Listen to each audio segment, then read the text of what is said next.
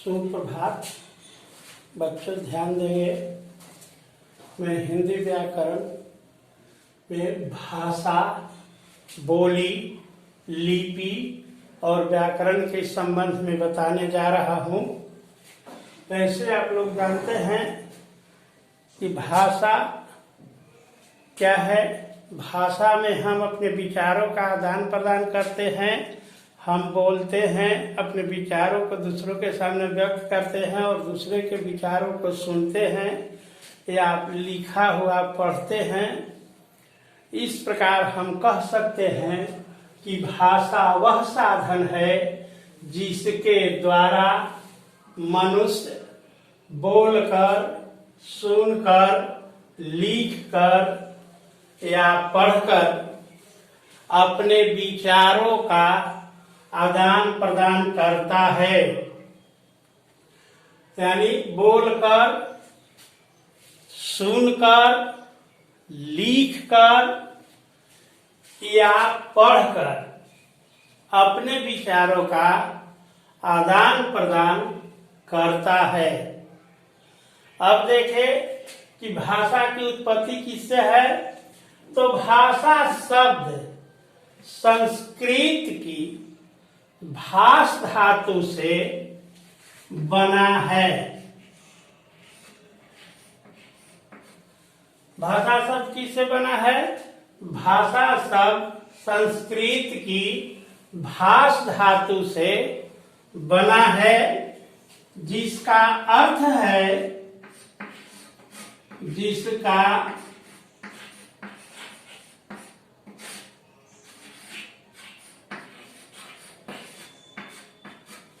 अर्थ है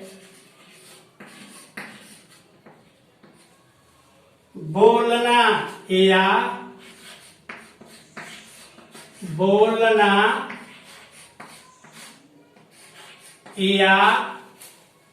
अस्पष्ट वाणी। बोलना या अस्पष्ट वाणी। अब भाषा की कुछ विशेषता भी होती है। तो अब आगे देखें कि भाषा की विशेषता क्या है। भाषा की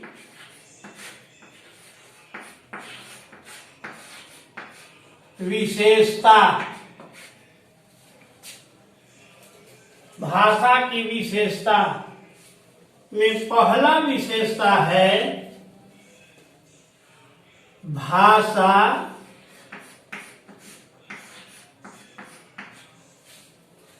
का उद्देश्य।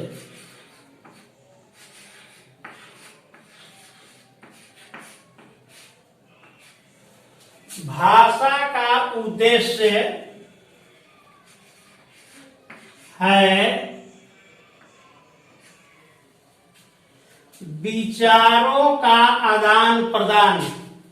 भाषा का उद्देश्य है विचारों का आदान प्रदान।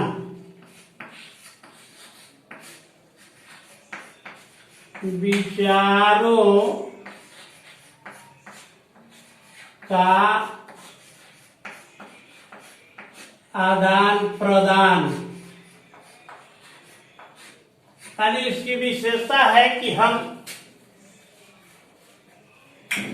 अपनी बात को दूसरे के सामने रखते हैं और दूसरे के बात को हम सुनते और समझते हैं। तो विचारों का आदान प्रदान होता है, यही भाषा का उद्देश्य है। दूसरा उद्देश्य है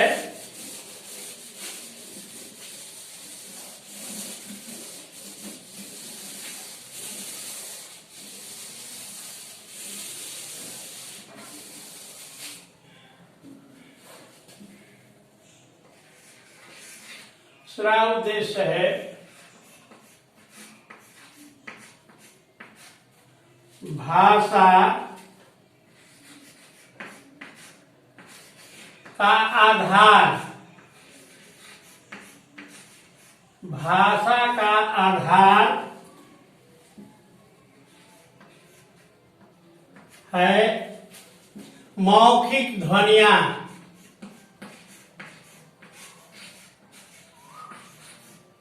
मौखिक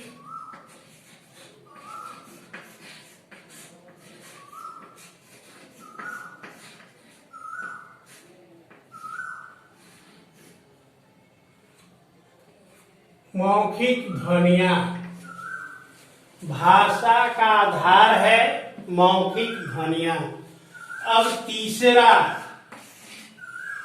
भाषा के तीसरा विशेषता है सार्थक ध्वनियां।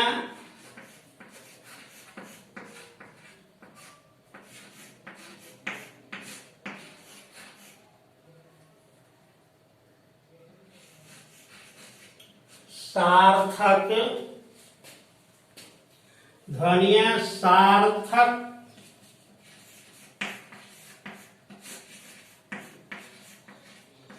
शब्दों का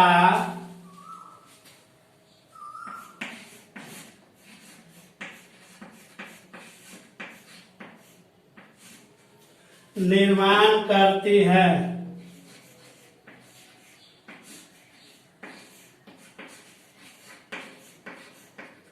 करती हैं। चौथा है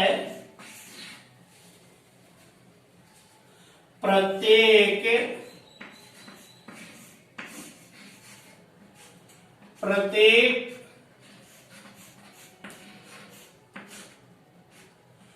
स्थान की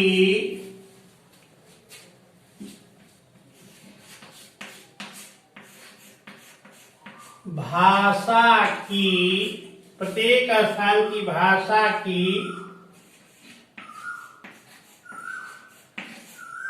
अपनी एक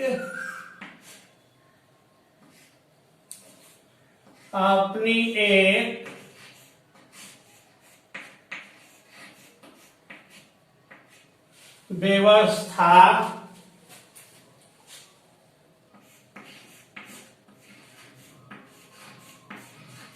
नियम एवं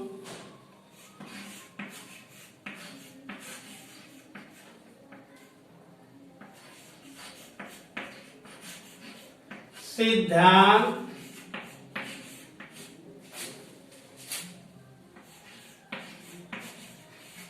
होते हैं। तो भाषा की चार विशेषताएं हैं। चौथा है कि प्रत्येक स्थान की भाषा की अपनी एक व्यवस्था, नियम एवं सिद्धांत होते हैं। अब है भाषा के रूप।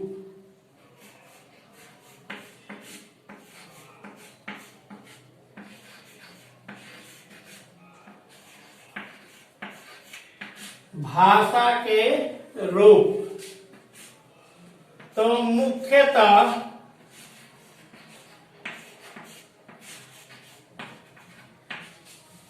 भाषा के दो रूप हैं।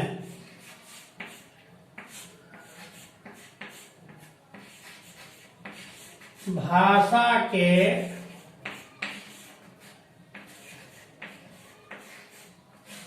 दो रूप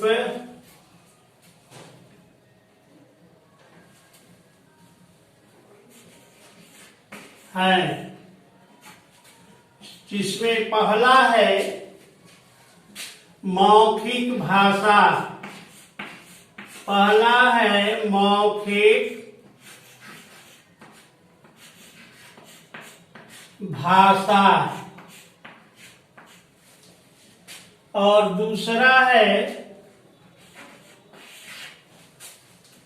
लिखित भाषा।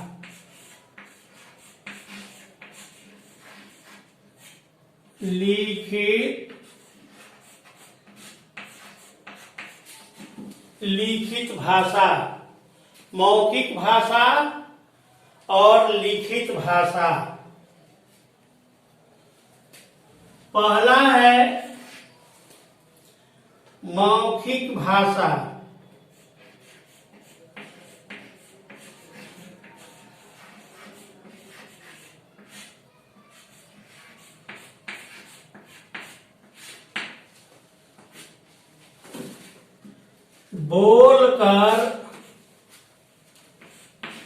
बोलकर प्रकट की जाने वाली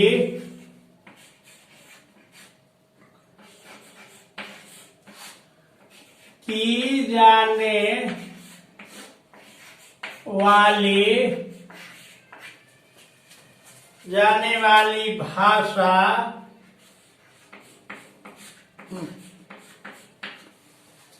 को मौखिक भाषा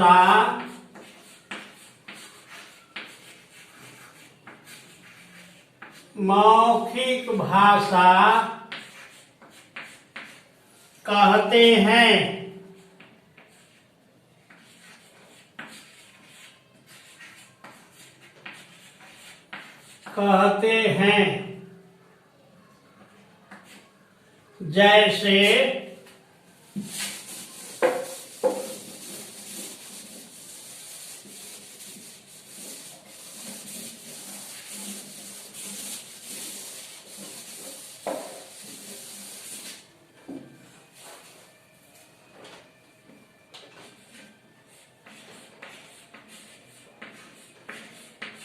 जैसे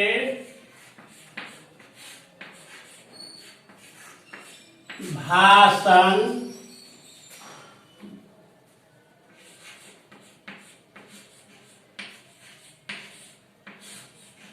बातचीत,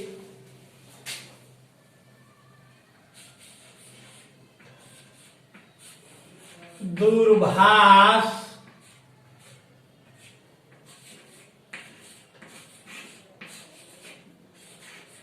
रेडियो,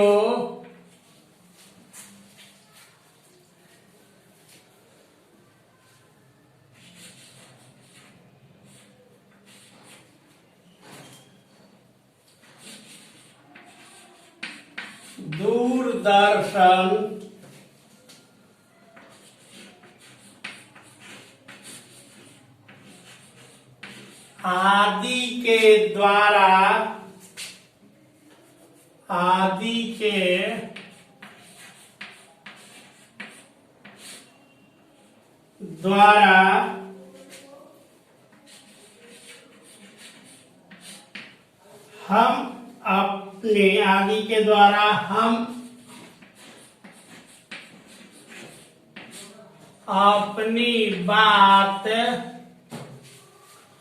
आदि के द्वारा हम अपनी बात प्रस्तुत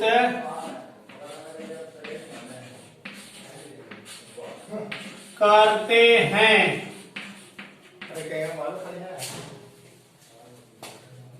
दूसरा है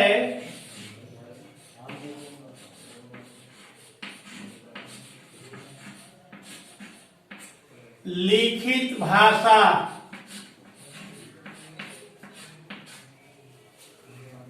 लिख कर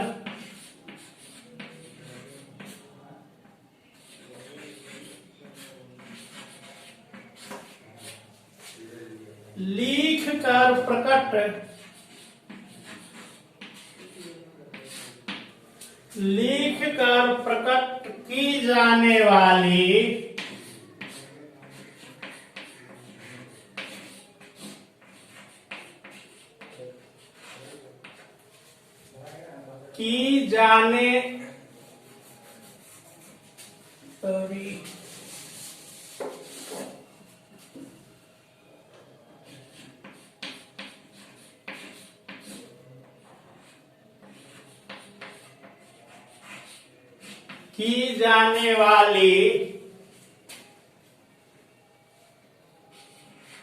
भाषा को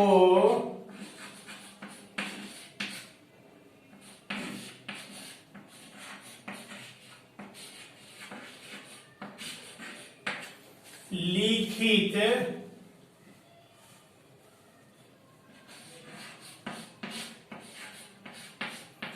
भाषा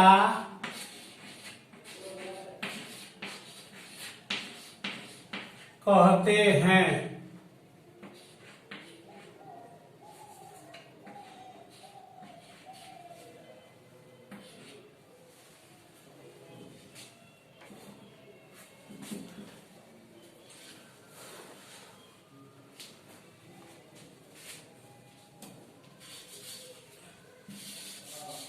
जैसे,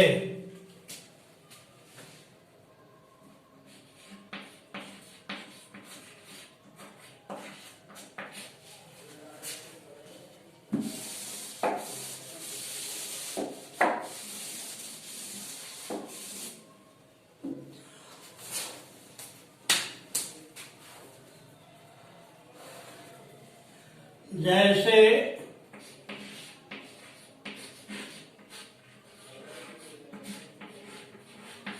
विभिन्न प्रकार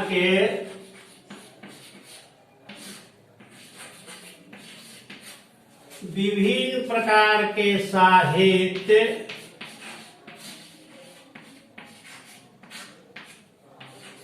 पद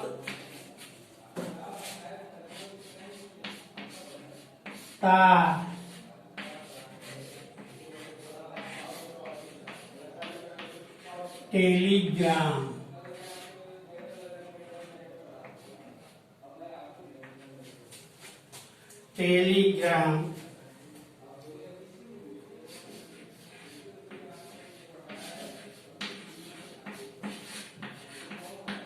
दूरदर्शन,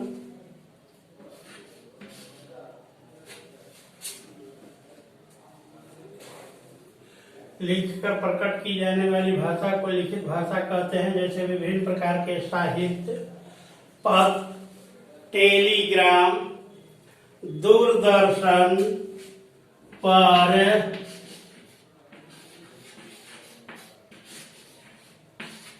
दिखाई गई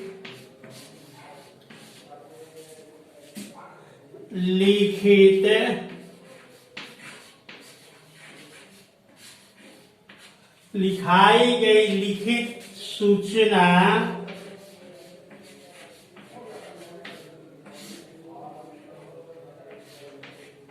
एवं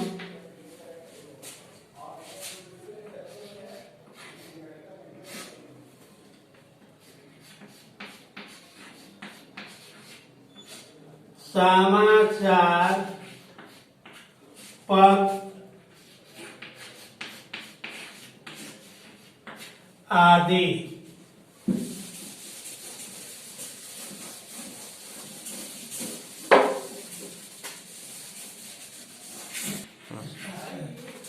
बोली, दूसरा है बोली। बोली भाषा का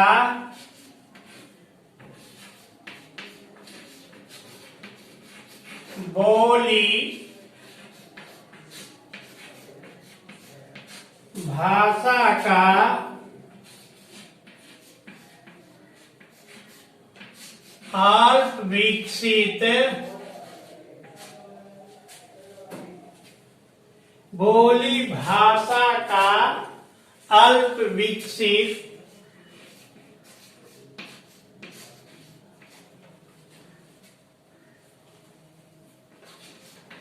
रूप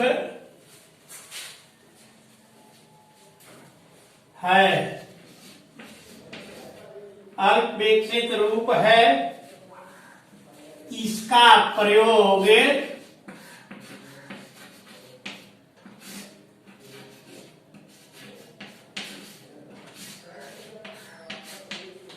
इसका प्रयोग सीमित क्षेत्र में होता है। बोली जो है भाषा का अल्प विकसित रूप है। इसका प्रयोग सीमित क्षेत्र में होता है। वैसे हम लोग जानते हैं, देहाती कहावत भी है कि कोसे कोसे पानी और 3 कोस पर बानी चेंज होता है। तो उसी आधार पर इसका प्रयोग क्या है, सीमित क्षेत्र में होता है।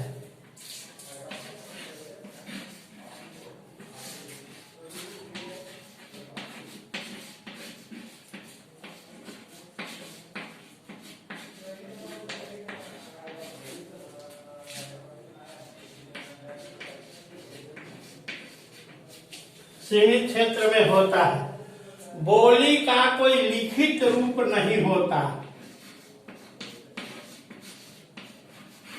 बोली का कोई लिखित रूप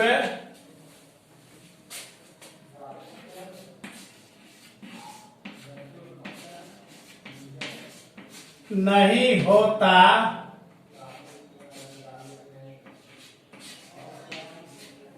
परंतु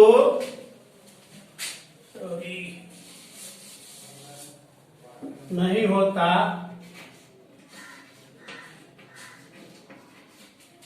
परंतु लोक कथाएं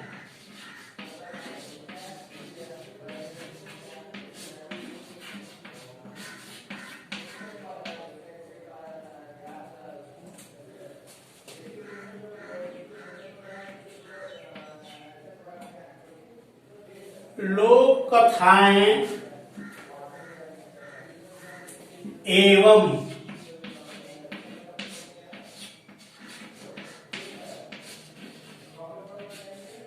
लोकगीत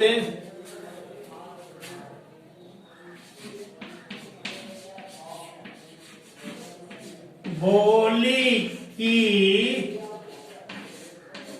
ही धरोहर है, बोली की ही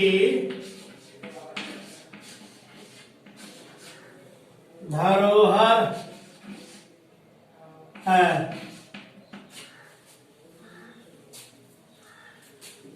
तो कह सकते हैं कि बोली भाषा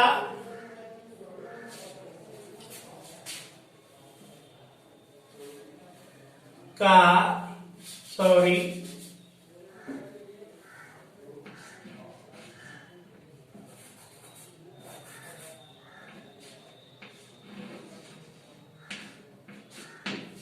बोली भाषा का अल्प विकसित रूप है। इसका प्रयोग सीमित क्षेत्र में होता है। बोली का कोई लिखित रूप नहीं होता, परंतु लोक कथाएं एवं लोक गीत बोली की ही धरोहर है। इसके बाद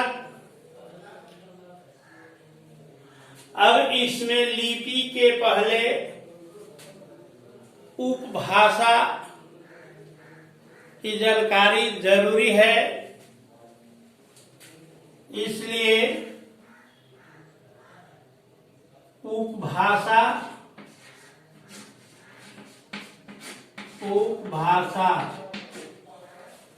अब है कि उपभाषा किसे कहते हैं।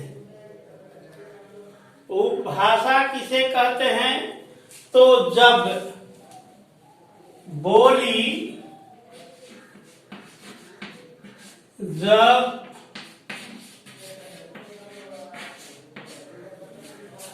बोली के रूप का विकास बोली के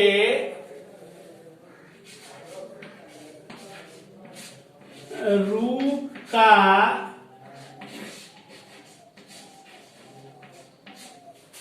विकास हो जाता है,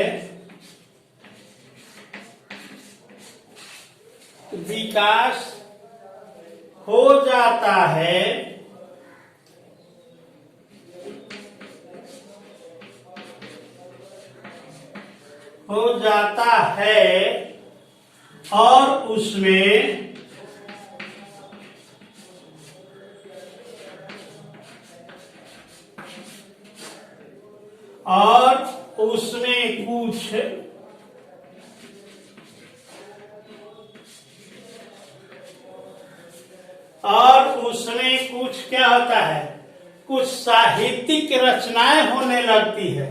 जब बोली के रूप का विकास हो जाता है और उसमें कुछ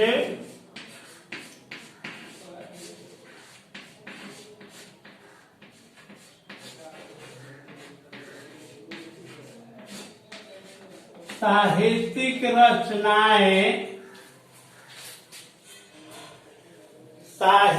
रचनाएं होने लगती हैं,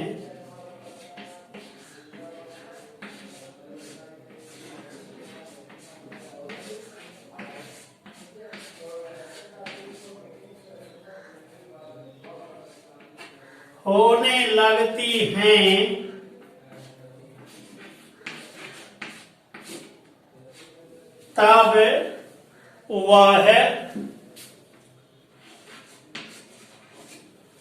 तब वह उपभाषा बन जाती है। तब वह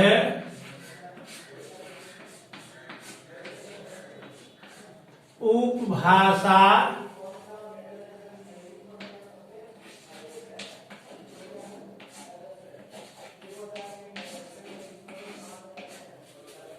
बन जाती है। उपभाषा बन जाती है।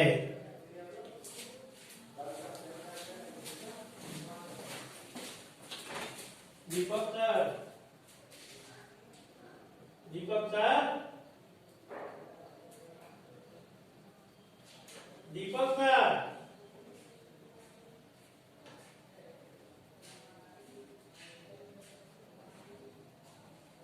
हे दीपक सर,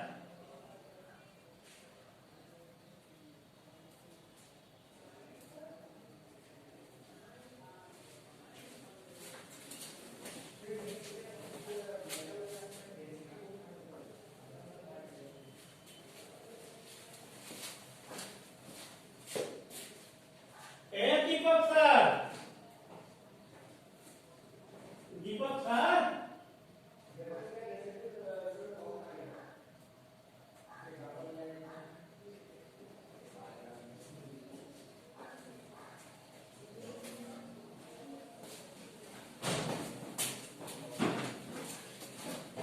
क्या लापता हो जाते हैं।